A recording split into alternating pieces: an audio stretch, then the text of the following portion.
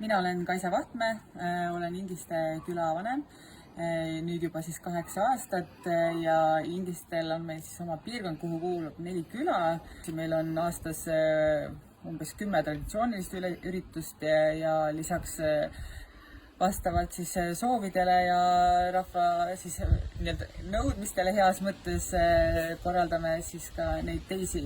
Mul on siin toeks umbes 7-liikmeline aktiiv ja veame siis seda külaelu ning teeme kõik, et inimestel oleks hea Ingistel elada, et nad ei tahaksid ära minna ja oleks ka põhjust pärast tööd toast välja tulla.